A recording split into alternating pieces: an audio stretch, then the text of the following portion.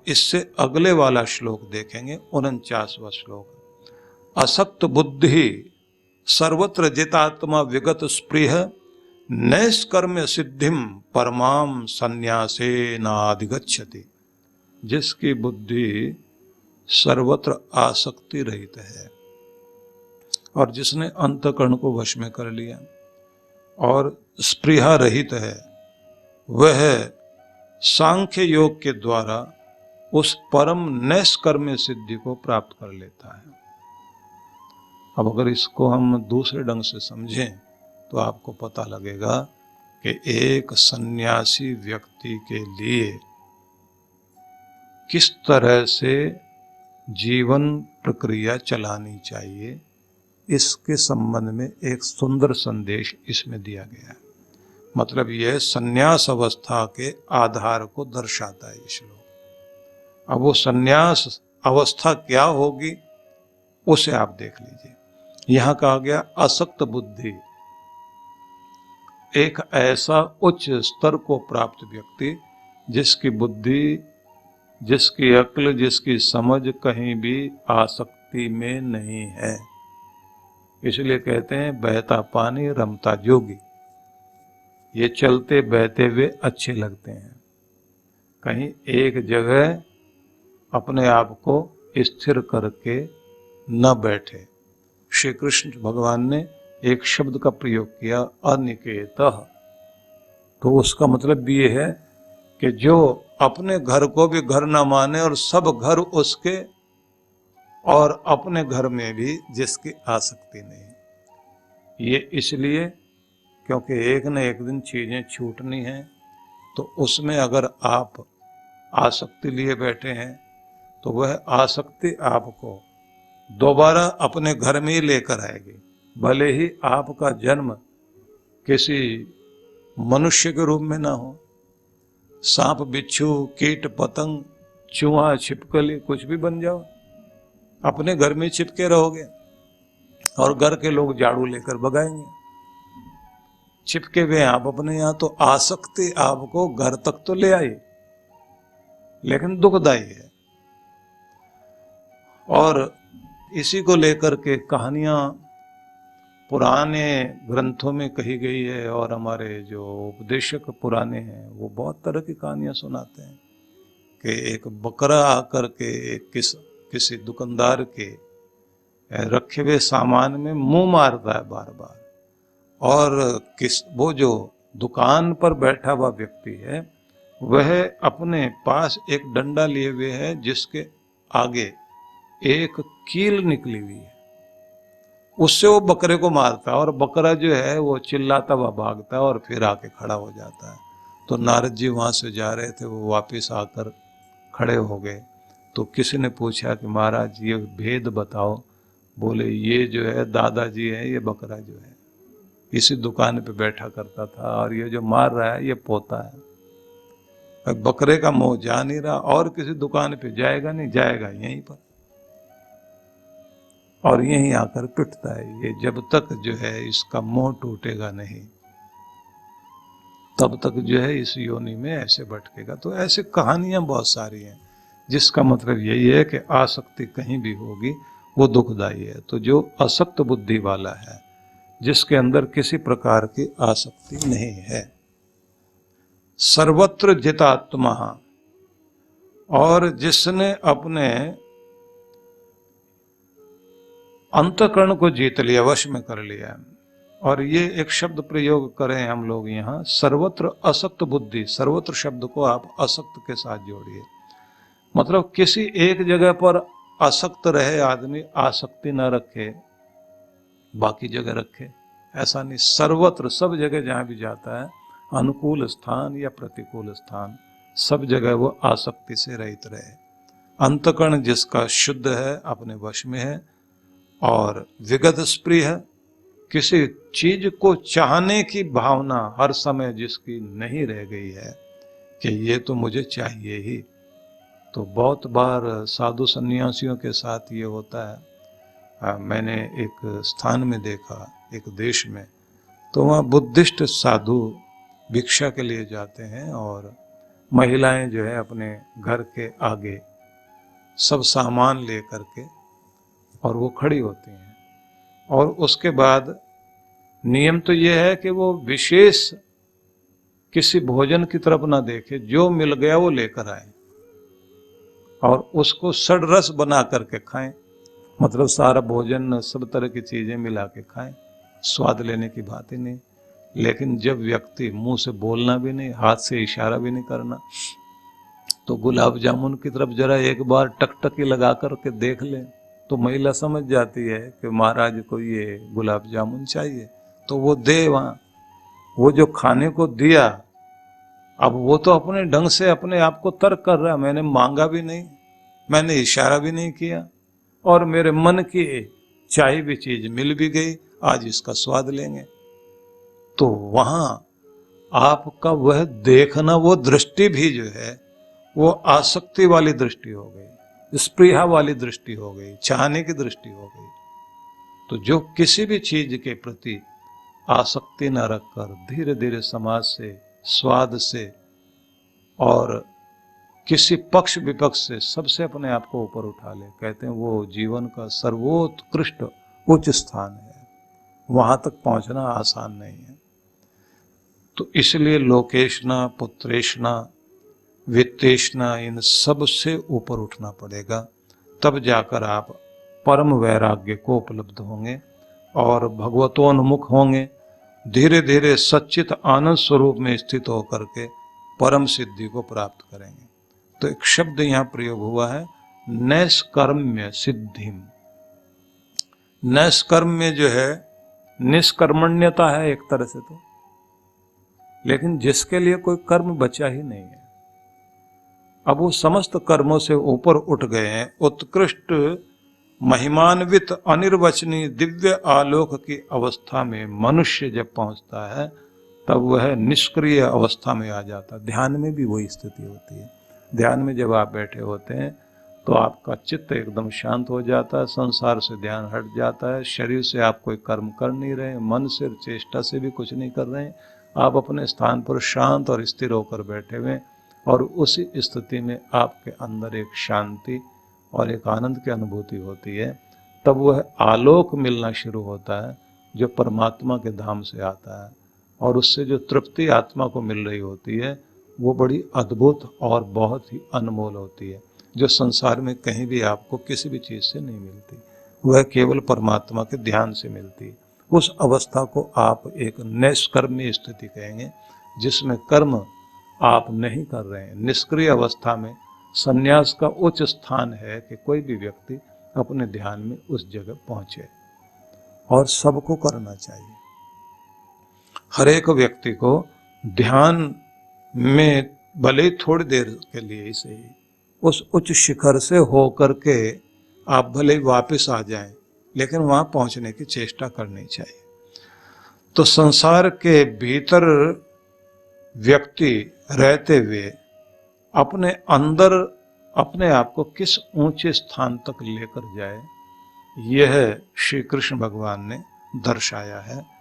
कहा गया नैष्कर्म्य सिद्धि, कि यह नैष्कर्म्य सिद्धि जो है संन्यासेन अधिगच्छति, ये संन्यास के द्वारा प्राप्त होती है। वैराग्य प्राप्त करते करते व्यक्ति उस परम सुख तक पहुंच सकता है जो परमात्मा से मिलता है। तो ये हमने 49वां श्लोक सुना है। अब 50वें श्लोक में हम लोग प्रवेश करेंगे, जहां भगवान श्री कृष्ण कह रहे हैं, सिद्धिम प्राप्तो यथा ब्रह्म तथाप्नोति निबोध में समासे नैव कौन्तेय निष्ठा ज्ञानस्य या परा। हे अर्जुन, सिद्धि को प्राप्त होकर अर्थात कर्मों द्वारा ईश्वर की पूजा करके मनुष्य किस प्रकार से ब्रह्म को प्राप्त होता है, जो ज्ञान की चरम अवस्था है, वह मैं तुम्हें संक्षेप में सुनाता हूं। साधक ईश्वर की कृपा प्राप्त करता है क्योंकि उसने अपने कर्मों द्वारा ईश्वर की पूजा की है। भगवान विरक्ति, विवेक, ज्ञान, भक्ति का दान देते हैं। उसके अविद्या के आवरण को दूर करते हैं। कर्मों की सिद्धि उस व्यक्ति की उसे मिलती है। कर्म के द्वारा सिद्धि जब कर्मों की प्रतिक्रिया भीतर नहीं होती, अंतःकरण मल विक्षेप से रहित हो जाता है, तब वह दोष मुक्त होकर अपने ईश्वर की ओर संलग्न होता है। सार ये हुआ कि जिस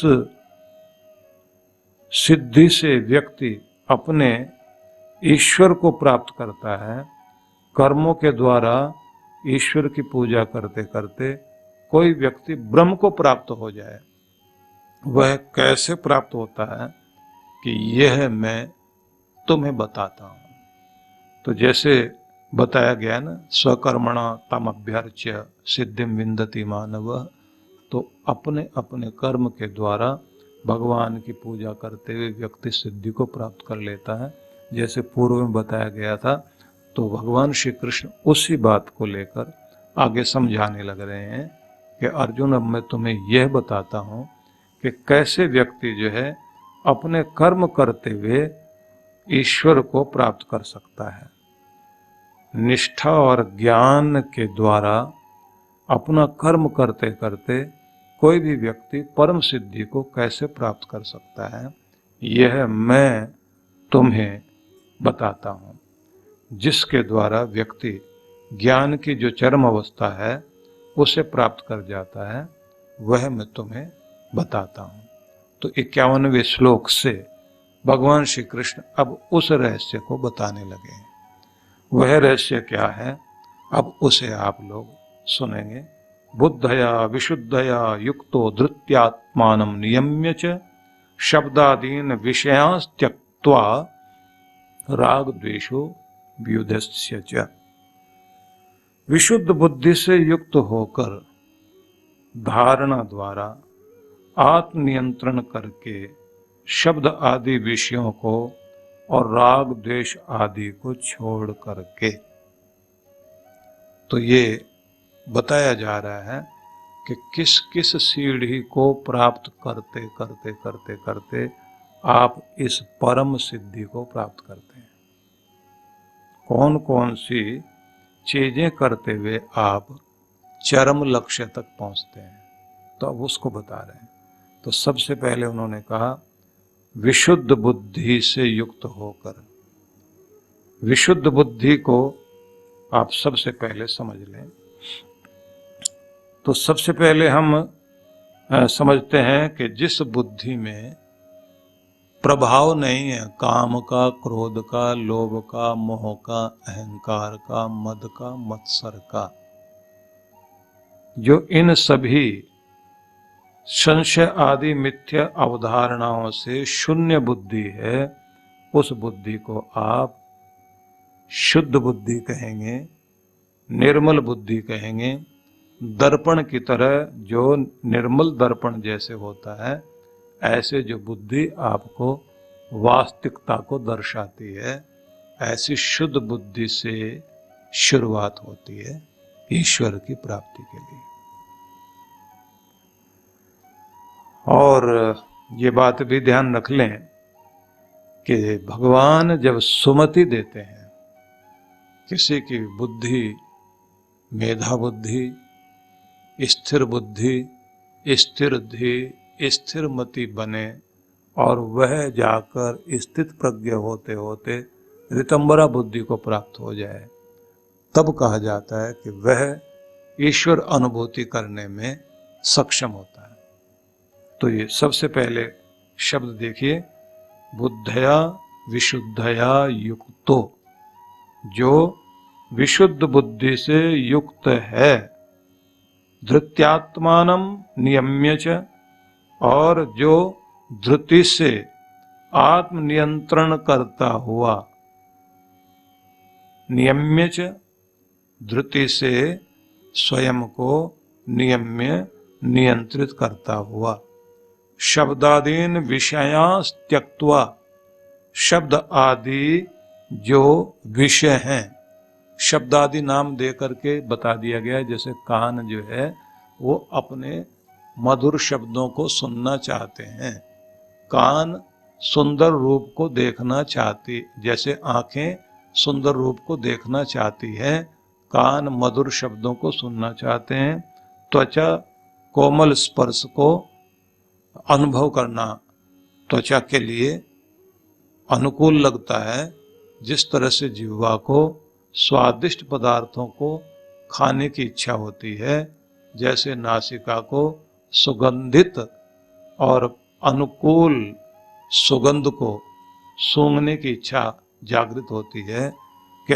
ऐसे समस्त विषयों की कामना का परित्याग करने की स्थिति जब व्यक्ति की हो। ये भी थोड़ा और समझने की बात है, क्योंकि साधना में एक साधना यही कराई जाती है कि आप त्राटक साधें, और त्राटक में सबसे पहला ध्यान ये रखना होता है कि आपकी आंखें रूप को देखकर भटकती हैं।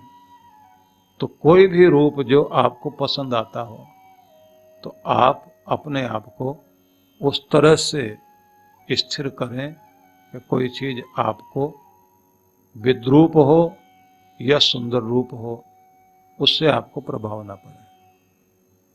स्वाद में भी ऐसे, तो पसंद की चीज भी खिलाएंगे, नापसंद की चीज भी खिलाएंगे, और दोनों में अपने आप को शांत और स्थिर करना होता है। पहले एकाग्रता साधते हैं। एकाग्रता साधने में क्या होता है कि आपको पसंद की चीज दी जाएगी और कहा जाएगा इसमें मन को टिकाओ और केंद्रित हो जाओ, और फिर उससे विपरीत चीज खिलाई जाती है। जैसे किसी को आइसक्रीम खिला रहे हैं आप, तो वो खाते खाते उसमें डूब गया, बहुत खुश है, और उसके बाद उसे कहते हैं एक और आपको इससे भी ज्यादा स्वादिष्ट चीज दे रहे हैं, और मिर्च का एक टुकड़ा मुंह में डाल दें, और उस समय वो जो बेचैन होता है। तो दोनों अवस्थाओं में कहा जाता है कि आप अपनी एकाग्रता साधो, न स्वाद अनुकूल आपको चाहिए, न प्रतिकूल से दूर भागना, अपनी बेचैनी को स्थिर करो। तो अभ्यास कराए जाते हैं, जिससे पता लगे कि आप कितने आंतरिक रूप से मजबूत हैं। तो यहां शब्द दिया है कि शब्दादीन, मतलब शब्द आदि जो विषय हैं उनका त्याग करके, जो स्वयं को स्थिर किए हुए हैं। राग द्वेषो व्युदस्य च, और राग द्वेष आदि से जो व्यक्ति अपने आप को पृथक किए हुए हैं। यहाँ व्युदस्य शब्द का प्रयोग किया गया, तो उसका अर्थ भी होता त्याग करना, त्याग करके। तो हम समझें कि जिस प्रकार से शरीर इंद्रियों के समुदाय को प्रत्याहार और दम के द्वारा विषयों से विमुख करके मन को केंद्रित करना और अंतर्मुखी करना अपने इंद्रियों को और अपने ध्यान को, और ध्यान अभ्यास के द्वारा स्वयं को एकाग्र करना, यह जो है आपकी आंतरिक शक्ति को बढ़ाता है, और ध्यान में जाते हुए आप अपने ईश्वर की निकटता प्राप्त करते हैं। तो उसमें आपको किस क्रम से चलना है, तो सबसे पहला क्रम बताया, बुद्धि को शुद्ध कीजिए। दूसरा कहा गया है कि अपने आप को धृति के द्वारा, धारणा शक्ति के द्वारा संभालते हुए कंट्रोल करने की शक्ति को बढ़ाएं, और शब्द आदि जो अलग अलग तरह के विषय हैं उन सब से ऊपर उठने की चेष्टा कीजिए। राग द्वेष को त्याग कर चलें। तो यह इतना इस श्लोक में बताया है। तो यहाँ विशुद्ध बुद्धि धृति से अंतःकरण को वश में करके, शब्द आदि का त्याग करके, राग द्वेष से उदासीन रह करके एकांत में व्यक्ति अपने आप को नियंत्रित करते हुए बैठे। तो यह प्रथम सीढ़ी बताई गई।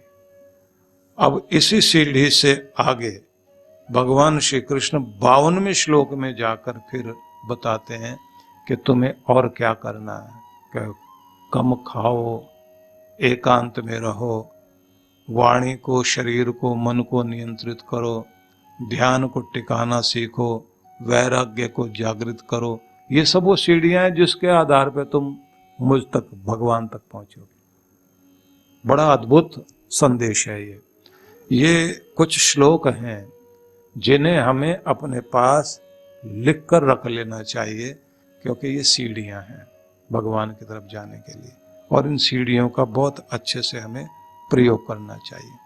तो आगे फिर हम जब 51 श्लोक हुए हैं, 52वें श्लोक में हम लोग जा करके फिर संदेश सुनेंगे, और वो बड़ा महत्वपूर्ण है। गीता के 18वें अध्याय का यह 52वां श्लोक आज चिंतन का विषय होगा, और इससे पूर्व प्रसंग को हम लोग ध्यान में रख लें कि भगवान श्री कृष्ण ने अर्जुन को ये बताया कि साधक किस प्रकार से कर्मों के द्वारा कर्म को ईश्वर की पूजा बनाकर किस प्रकार से ब्रह्म को प्राप्त कर सकता है।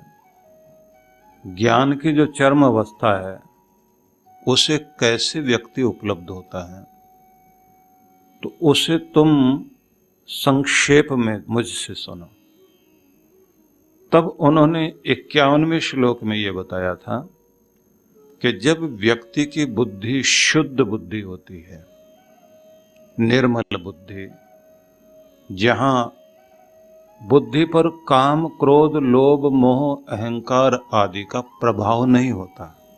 अहंकार में बुद्धि अलग तरह से काम करती है, क्रोध में अलग तरह से, लोभ में लोभ वाली बुद्धि हो जाती है, काम विकार में काम विकार वाली बुद्धि हो जाती है। जब इन समस्त आवरणों से रहित शुद्ध बुद्धि हो और फिर धृति है, धारणा शक्ति जो है वह उसकी ठीक ढंग से काम करे, और उस धारणा शक्ति से वह स्वयं को संकल्प द्वारा संयत करते हुए विषय आदि जितने भी आकृष्ट करने वाली चीजें हैं उन सब का त्याग करते हुए राग द्वेष आदि को छोड़कर जब इस यात्रा में वह शामिल होता है, तब उसे एक और क्रम अपनाना होता है। 52वें श्लोक में उसी को बताया है। विविक्त सेवी लघ्वाशी यत वाक काय मानसः ध्यान योग परो नित्यम वैराग्यम समुपाश्रितः। तो अर्थ को सुनने से पहले कुछ शब्दों के अर्थ को समझ लेना आवश्यक है। एक है विविक्त सेवी, जिसका अर्थ होता है एकांतवासी। एक और शब्द देखिए लघ्वाशी। लघ्वाशी का मतलब लघु आशी, बहुत संतुलित भोजन जो करता है ऐसा व्यक्ति, जिसे आप कहेंगे अल्पाहारी। एक और शब्द है यत वाक काय मानसः, मन वाणी और शरीर को जो संयत करने वाला है। तो ये शब्द समझ लिए, अब आप अर्थ समझिए। एकांतवास करता हुआ साधक और अल्पाहार ले, मन वाणी और शरीर को वश में करे और ध्यान योग में परायण हो जाए और सदा वैराग्य पर आश्रित रहे, तो यह अगली सीढ़ी है। इस पर भी बहुत ध्यान देंगे। तो सबसे पहले तो बताया गया था कि साधक को चाहिए अपनी बुद्धि को शुद्ध रखे। शुद्ध बुद्धि के द्वारा ही आप प्रभु की ओर जा सकते हैं, क्योंकि विवेक न हो व्यक्ति का, समझ ठीक नहीं हो, तो ईश्वर की आराधना में व्यक्ति नहीं जा पाता। इसलिए स्थिर प्रज्ञ या स्थिर धी का निर्देश भगवान श्री कृष्ण ने गीता के प्रारंभ में ही दिया, और साथ में कहा कि धैर्य पूर्वक स्वयं को नियंत्रित करें, और जितने भी विषय व्यक्ति को आकृष्ट करते हैं उन सब से स्वयं को ऊपर उठाए और राग द्वेष प्रत्येक व्यक्ति को बांधता है। हर दिन जो है किसी चीज में राग, अनुकूलता लगती है, आसक्ति होती है, अटैचमेंट होता है, और किसी चीज से हम दूर भागने में लगे रहते हैं। तो दोनों चीजों से ऊपर उठकर स्वयं के मन को, जो हर समय हिलता डुलता रहता है, तो अपने मन को व्यवस्थित करें। उसके बाद अगला क्रम बताया कि अगली सीढ़ी है एकांतवास जरूर करें। एकांतवास जो है ये बहुत महत्वपूर्ण माना गया, क्योंकि आध्यात्मिक प्रगति में एकांतवास बहुत सहयोगी बनता है। व्यक्ति को एकांत बनाता भी है और बिगाड़ता भी है। एकांत में यदि व्यक्ति बहुत शांत होकर बैठे और मौन को साधे, तो स्वयं को नियंत्रित करने में आसानी होती है। क्योंकि आप एकांत में रहकर, जिसको पहले एक श्लोक में और कहा था, एकाकी यच्चित्तात्मा निराशी अपरिग्रह, ये एक क्रम बताया था।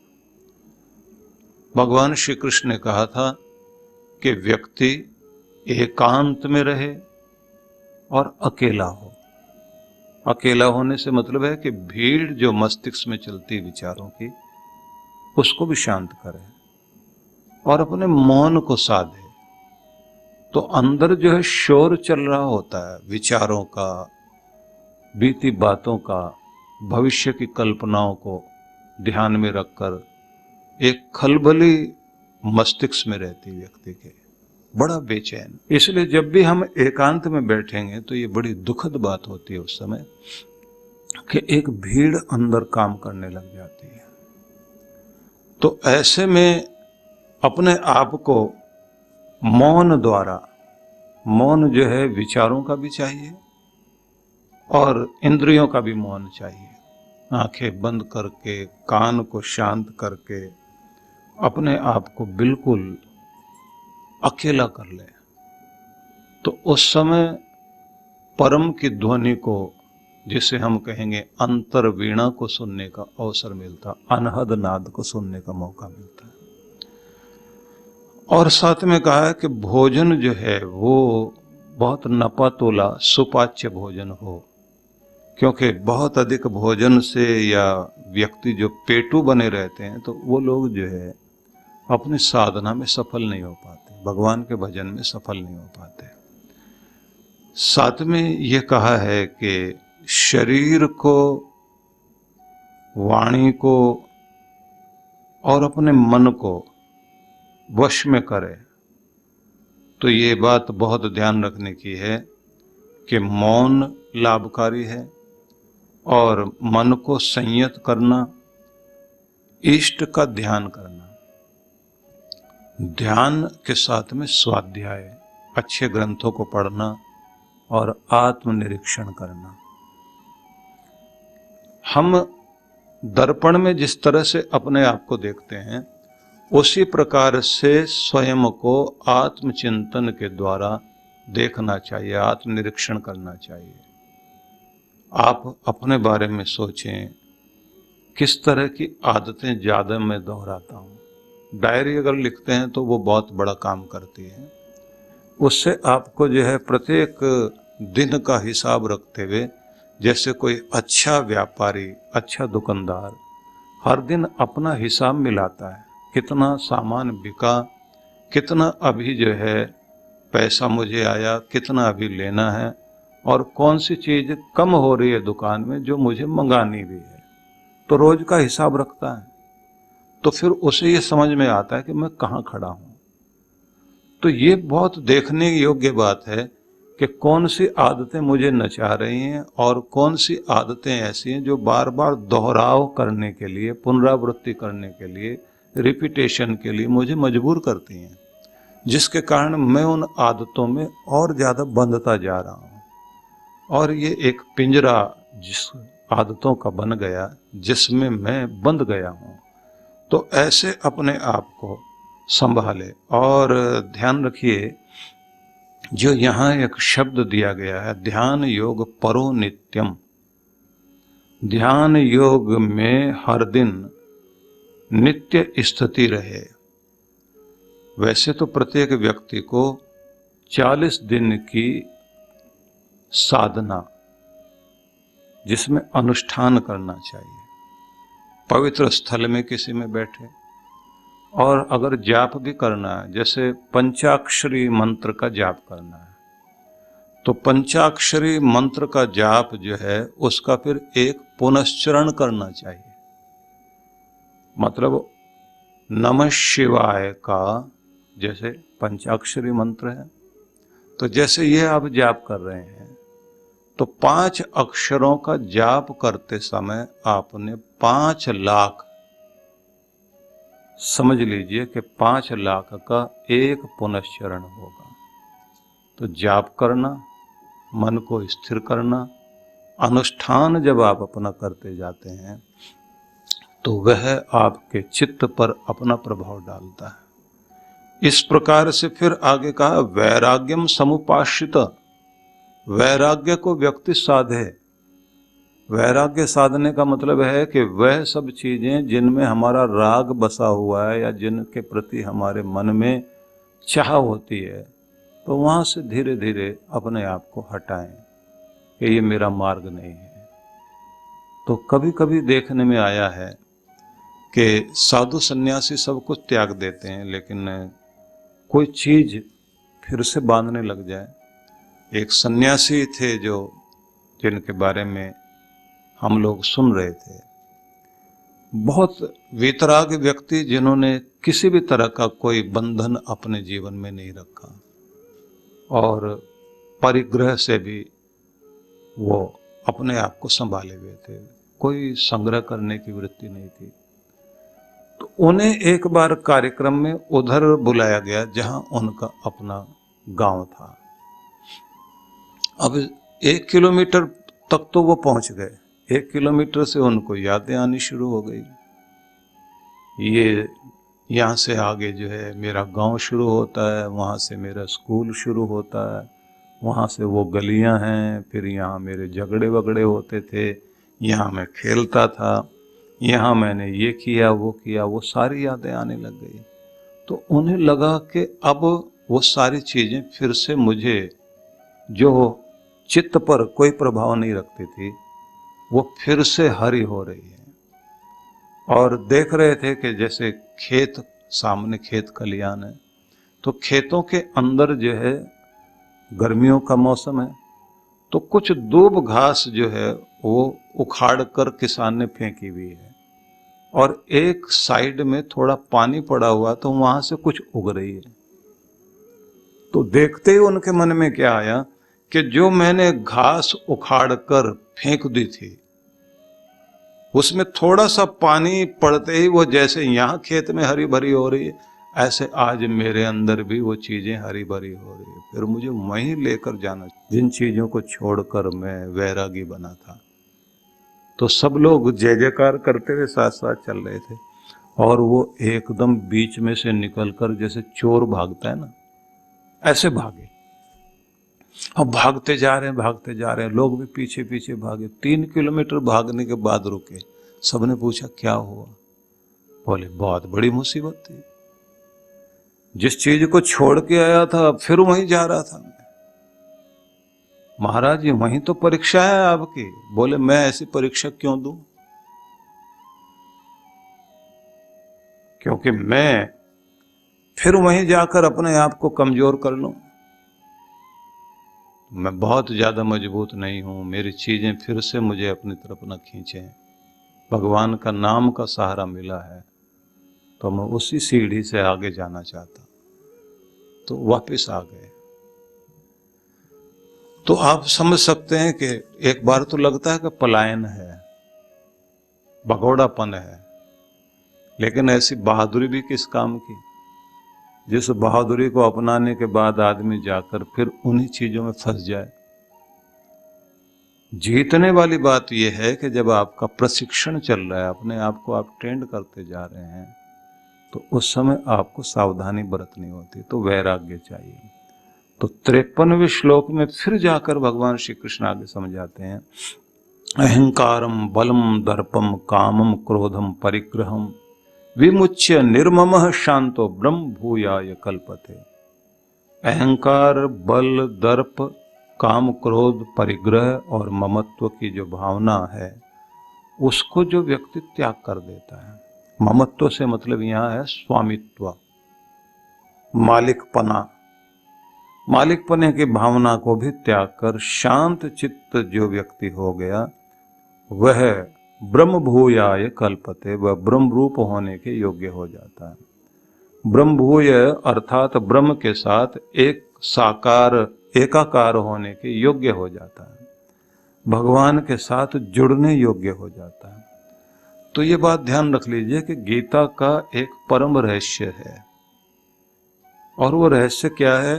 त्रिगुणात्मिका प्रकृति के गहन बंधन से बाहर निकलना कैसे।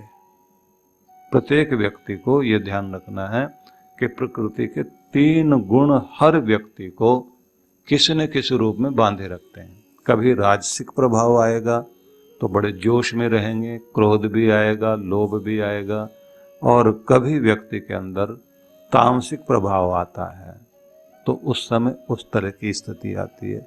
कभी बड़ी शांति की, समझदारी की बातें व्यक्ति करता है तो वो सात्विकता का प्रभाव होता है। तो ये तीनों अपनी तरफ बांधते रहते हैं। तो त्रिगुणात्मिक जो प्रकृति है उसके गहन बंधन से बाहर निकलना, ये पहली चीज। आध्यात्मिक स्वतंत्रता का लाभ लेना, ये दूसरी चीज। और अज्ञान से जो कुछ भी संबंध रखता है उस सब चीजों से पूर्ण रूप से बाहर निकलने के लिए या उसे अपने अंदर से बाहर निकाल कर फेंकने के लिए व्यक्ति को कार्य करना चाहिए। गीता में इस बात को सबसे ज्यादा बल दिया गया। अंतरात्मा को शुद्ध करके अध्यात्म सत्ता में रूपांतरित कर देना, मतलब स्वयं को शुद्ध करते हुए आध्यात्मिक सत्ता में अपने आप को पूरी तरह रूपांतरित कर देना, बदल देना, कि जिंदगी ही बदल गई। जीवन 2 भागों में बट जाए कि एक वह जब पहले हम गुरु से नहीं मिले थे। ये बात ध्यान रखिए, गुरु को भगवान का प्रतिनिधि माना है।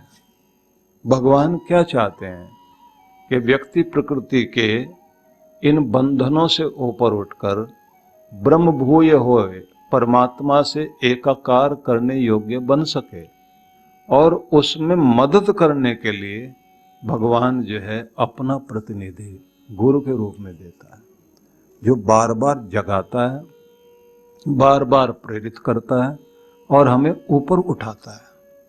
तो उसके द्वारा ही हम लोग जो है प्रकृति के बंधनों से छुटकारा पाने के योग्य होते हैं। इसी को ब्रह्मभूय कहा गया है। मिथ्या शक्ति, मिथ्या गर्व, जो अहंकार कहा है ना, तो झूठा गर्व करना, और बलम मिथ्या शक्ति, अपने मैं इतना बड़ा, और दर्पम किसी चीज के लिए मैं ये हूं या ये महानता से युक्त हूं। ऐसी जो झूठी चीजें, काम, क्रोध, लोभ आदि जो, और भौतिक वस्तुओं के संग्रह की जो रुचि होती है, इन सब से व्यक्ति अपने आप को मुक्त करे और मिथ्या स्वामित्व की भावना से रहित होकर स्वयं को शांत करे, तो तब वह आत्म साक्षात्कार के पद को प्राप्त होता है। मतलब क्या हुआ कि पात्रता विकसित करनी आवश्यक है। पात्रता जब आपकी विकसित हो जाती है तो परमात्मा से मिलन होने में देर नहीं लगती। तो ये सारी चीजें वो बताई गई हैं जिसका मतलब है कि आप अपनी पात्रता को विकसित करें, और पात्रता जैसे विकसित होती है तो आपके जीवन में क्रांति घट जाती है। फिर भगवान से आप मिलने नहीं जाते, भगवान आपसे मिलने आते हैं। उसकी शक्तियां आपको अपनी तरफ खींच लेती हैं। जब तक बीच में बाधा बनी हुई है, उदाहरण दिया जाता है कि किसी महात्मा ने एक पारसमणि उठाकर दी किसी को और कहा कि ये लेकर जाओ, और इससे तुम्हें सब कुछ मिल जाएगा। तो वह व्यक्ति लेकर गया और उसे सब जगह लगा लगा के देखा, लेकिन कुछ नहीं हुआ। तो बाद में वापस आकर बोला, महाराज ये तो काम नहीं बना। तो उन्होंने कहा, इसके चारों तरफ एक पतला सा आवरण, पारदर्शी एक पन्नी जैसी चीज जैसे चिपका देते हैं ना, तो वो लगी हुई है। तो देखने में लगता है कि वो उसका हिस्सा ही है। तो उन्होंने कहा, ये जो पारदर्शी इसमें पदार्थ लगा हुआ है, ये तुमने हटाया नहीं। तो उस छोटी सी परत ने इस पारसमणि की शक्ति को, जो लोहे को सोना बना सकते थे, उसे बनने नहीं दिया। तुम्हें इसे हटा के देखो। तो बहुत आराम से उसने बेचारे नाखून के द्वारा उसे निकाल कर साफ किया और फिर जैसे लोहे पर लगाया तो वो सोना बन गया। तो ऐसी कहानी सुनाई जाती।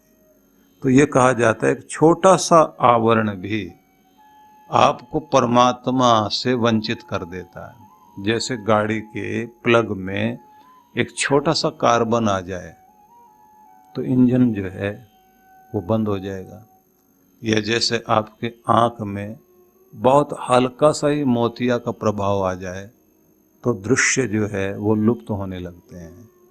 ऐसे ही आवरण का आ जाने से हम लोग परमात्मा से नहीं मिल पाते। तो जैसे जैसे आप अपनी उस पात्रता को विकसित करते हैं तो भगवान से मिलन आसान हो जाता है। तो ये सारी पात्रता कैसे बने, ये श्लोक बहुत ही महत्वपूर्ण श्लोक है। साधकों को इन्हें ध्यान में रख करके हर दिन चिंतन करना चाहिए। 54वें श्लोक में हम आगे प्रवेश करेंगे अगले सत्र में।